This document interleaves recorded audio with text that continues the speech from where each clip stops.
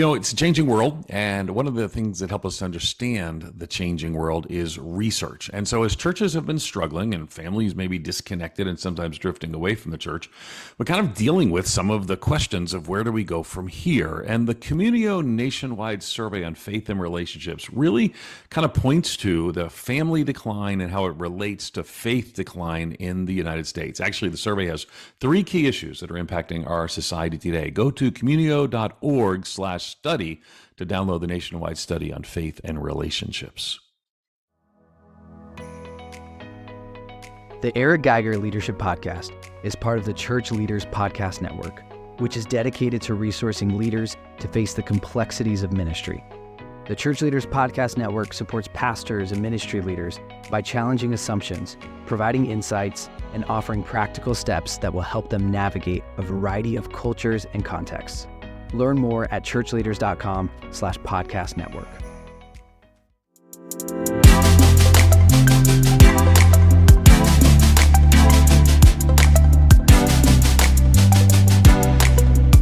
Hey everybody, welcome to the Eric Geiger Leadership Podcast. This season is all about secession. We have Eric Geiger here, who just over 4 years ago became the senior pastor here at Mariners Church in Southern California.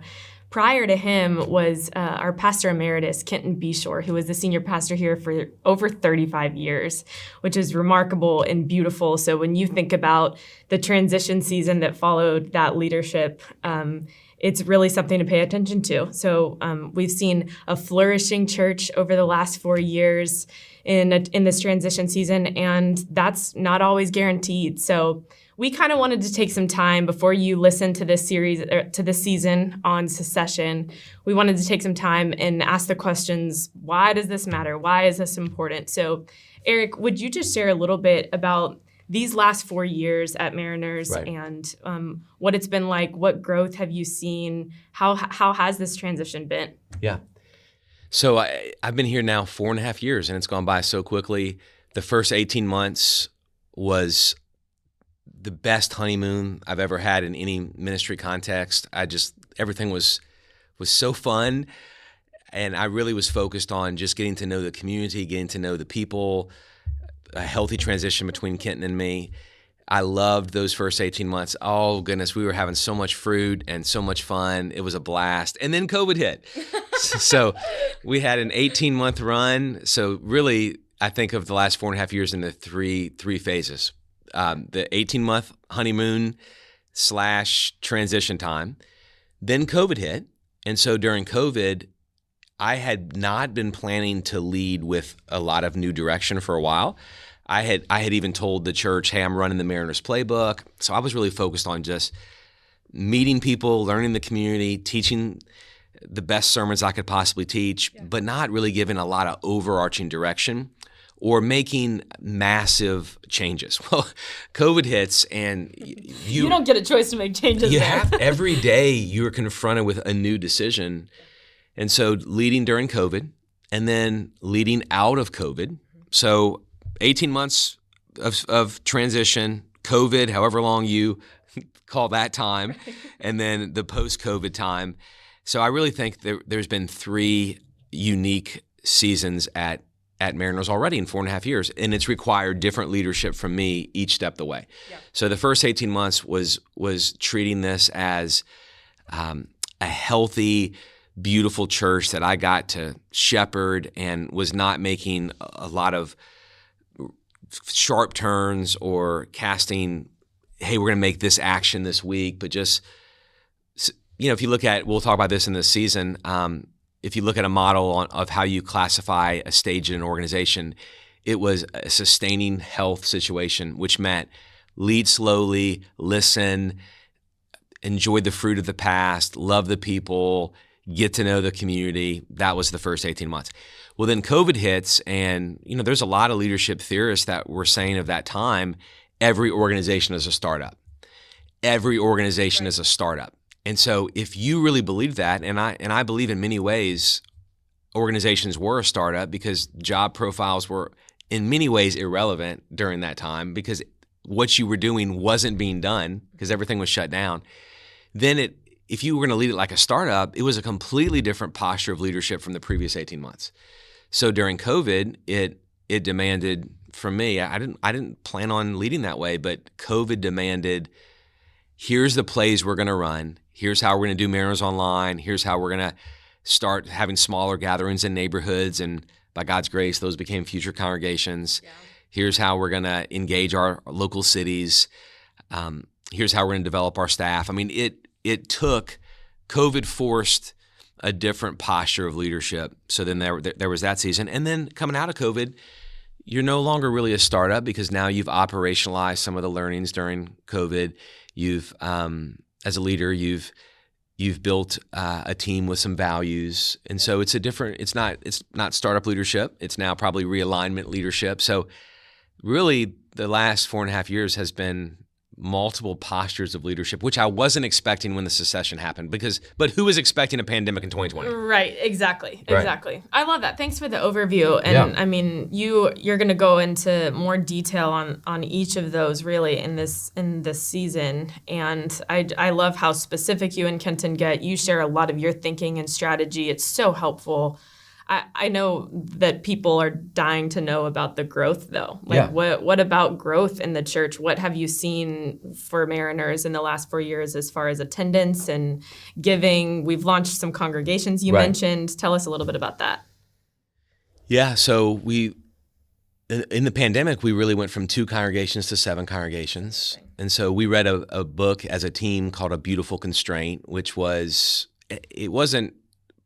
not on sale at Christian bookstores, but it really has a Christian message similar to Dietrich Bonhoeffer of make the best use of everything. A Beautiful Constraint simply gave the message of when a constraint hits or a challenge hits, you can either be a victim, you can be a neutralizer, or you can be a transformer. So a victim would say, hey, this challenge has disrupted all of our plans, woe is me. A neutralizer would say, hey, we're going to put some things in place to neutralize the challenges.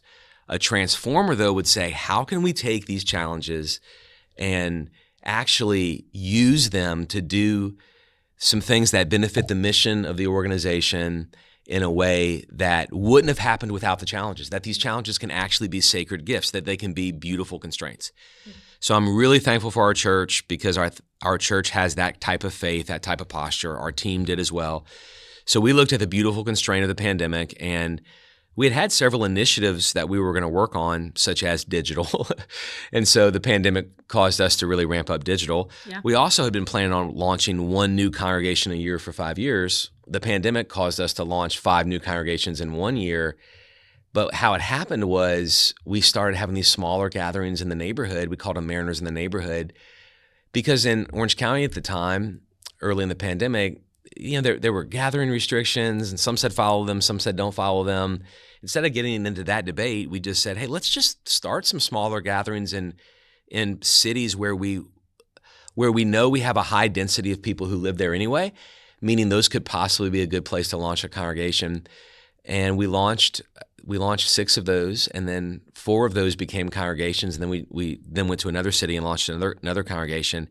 So the pandemic really actually accelerated our launching of other congregations. And the pandemic also accelerated our commitment to serve our cities. We found ways to serve cities in the middle of the pandemic that has just been really beautiful. And so, people ask about the attendance or the giving, and I mean, it's really remarkable. I mean, I'm so thankful, but by God's grace, and within the first 5 years, it looks like our giving will have doubled, and our physical attendance will have doubled, and then obviously a lot of digital engagement as well. So it's been really amazing. Now all of that is a credit, and this is why I hope you'll listen to the whole season, to Kenton Beshore, who's my predecessor, because all of the moves that Mariners Church made during the pandemic were built on a strong foundation of mission and values that was laid by my predecessor. It was all built on an incredible team of volunteers at our church who were committed to a healthy transition. None of the last several years at Mariners Church happens without the previous 35 years of incredible shepherding by Kenton Beshore. None of it happens without an amazing transition between Kenton and me.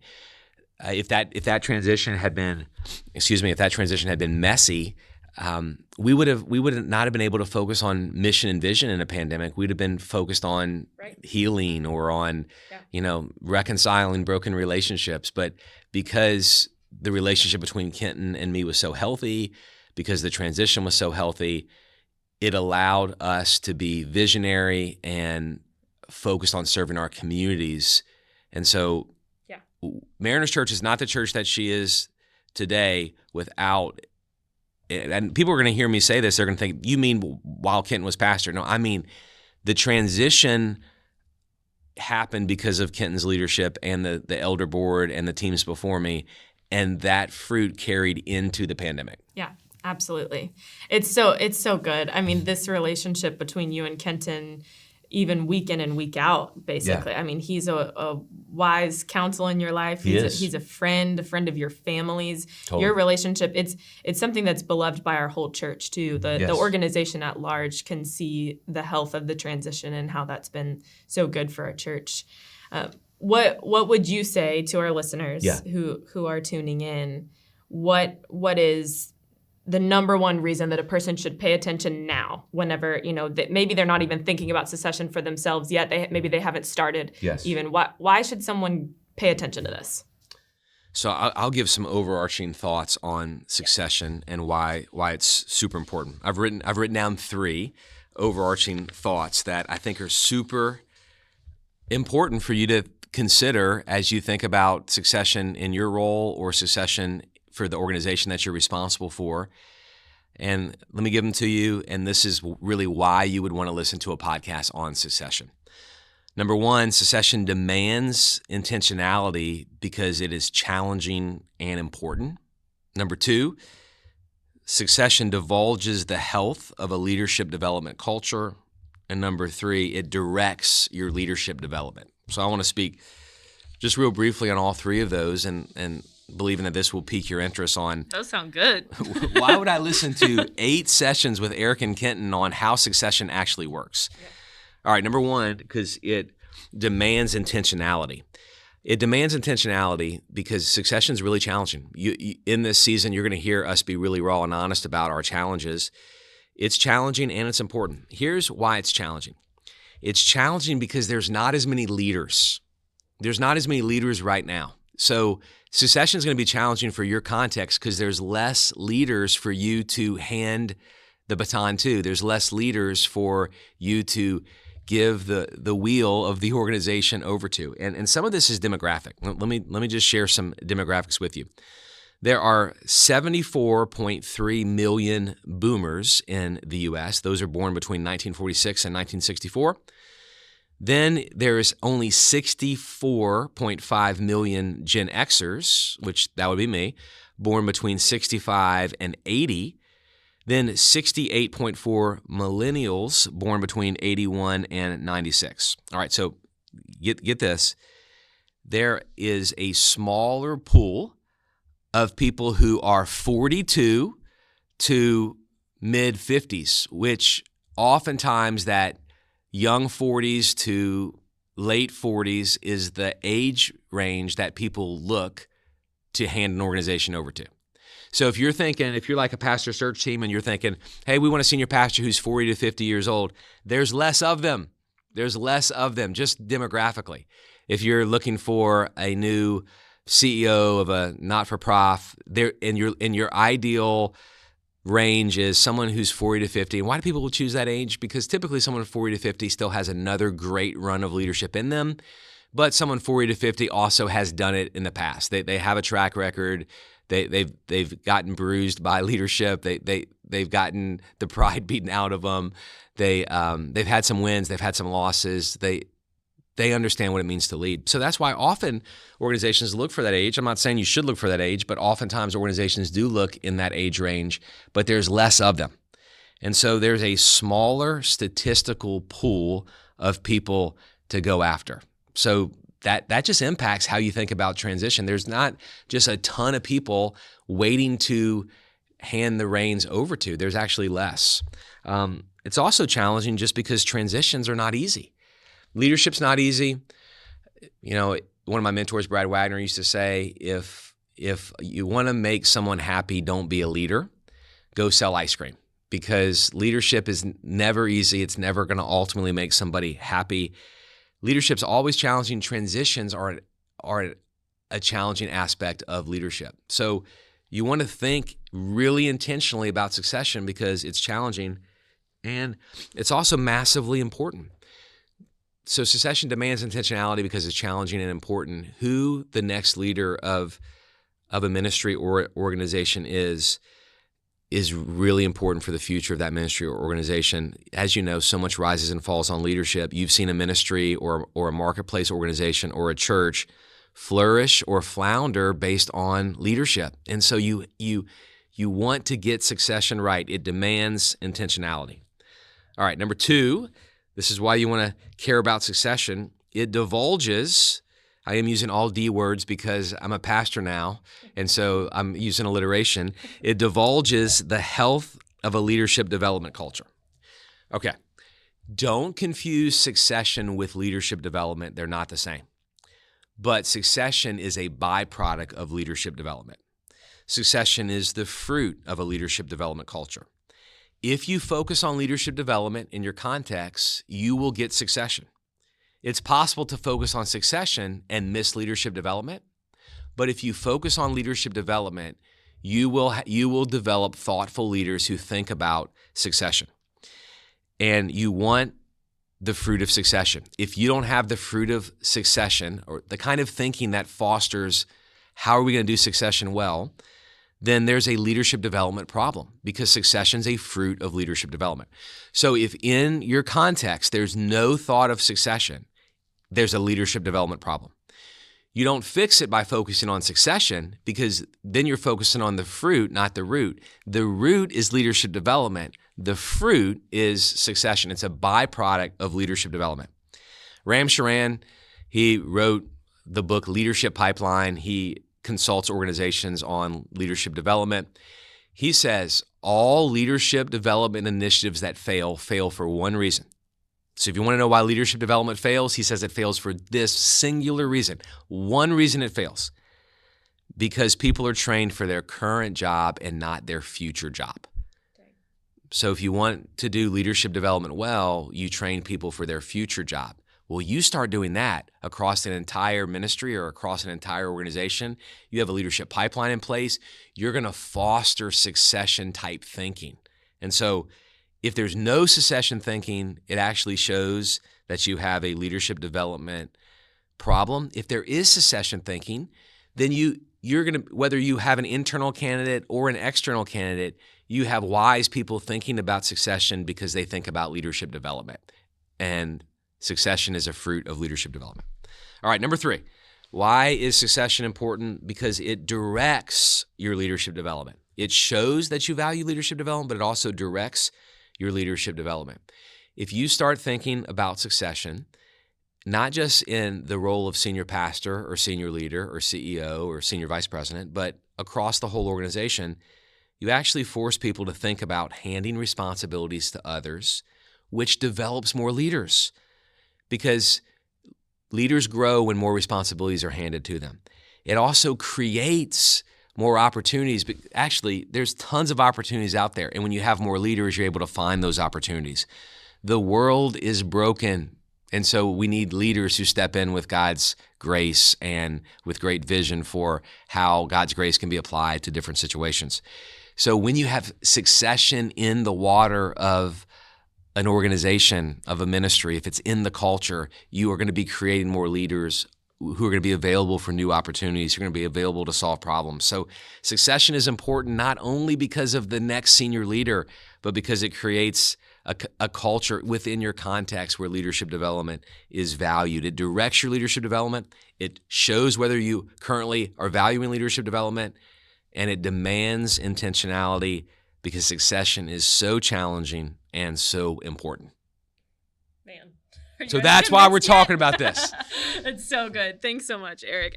We hope that you guys will join us for this season as we get to just share how the story has unfolded over the last few years here at Mariners and the planning that's gone into it. And we ultimately hope it's so helpful to all of you. Thanks for joining us.